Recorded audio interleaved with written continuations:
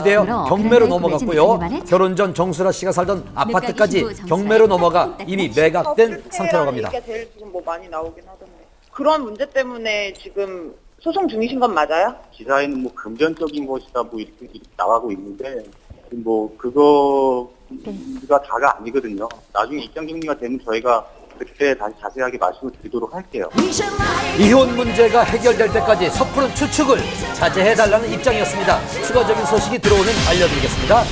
또 한 커플의 결별 소식이 있습니다.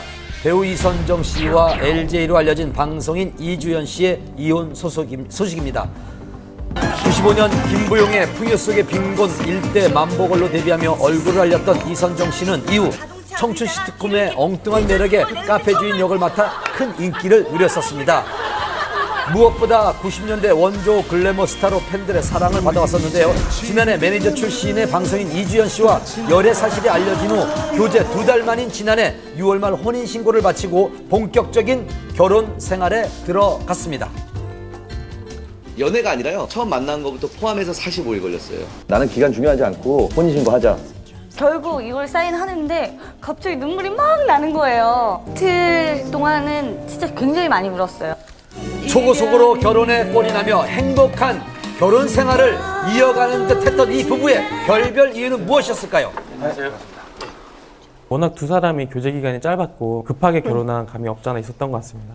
두 사람이 맞춰가는 도중에 서로 맞지 않는 부분을 인지하게 됐고 작년 10월에 이혼한 것으로 전해졌습니다.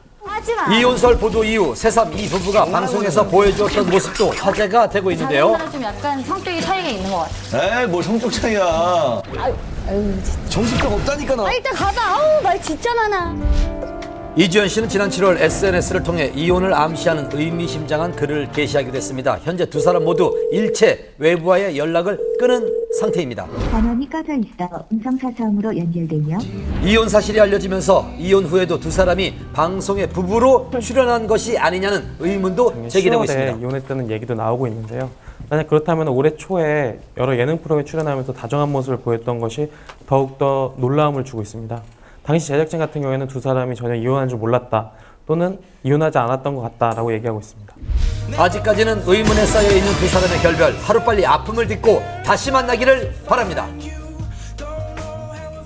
정말 급하게 법정에서 왔습니다. 생방송 불과 몇 시간 전 결국 성폭행을 당했다는 증인이 법정에 출두하지 않은 채 고영욱 씨의 공판이 사실상 마무리됐습니다. 최후 변론 생생히 담아왔습니다.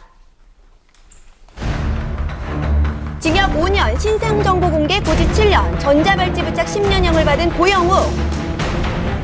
조금 전 오후 4시, 고영욱의 항소심 4차 공판이 열렸습니다.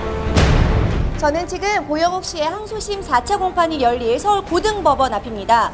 오늘 공판이 선고전 마지막 공판이 될 거라고 하는데요. 특히 A양이 증인으로 출석할지 여부에 대해서 관심이 집중되고 있습니다.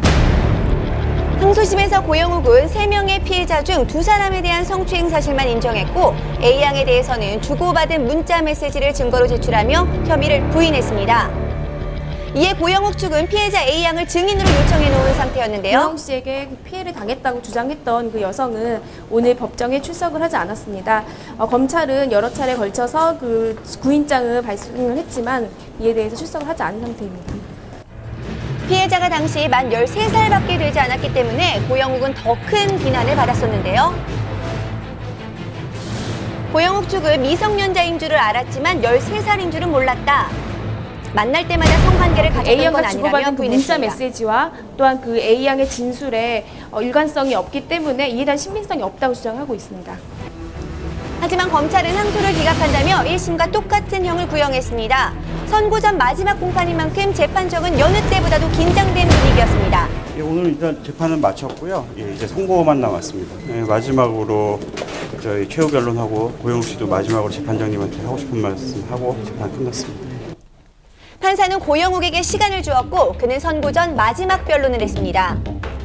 먼저 피해자와 피해자의 가족들에게 죄송합니다. 8개월의 소감 생활 동안 경솔함을 깊이 뉘우쳤습니다. 한평생 아들과 강아지들밖에 모르고 사셨던 어머니가 저 때문에 집 밖에 나오지 못하고 계시다는 게 정말 가슴 아픕니다. 강제성 여부를 떠나서 피해자는 모두 미성년자. 1심에서 신상정보 공개 7년, 전자발찌 착용 10년을 선고받은 것에 대해서 고영욱은 불복하고 항소한 상태입니다.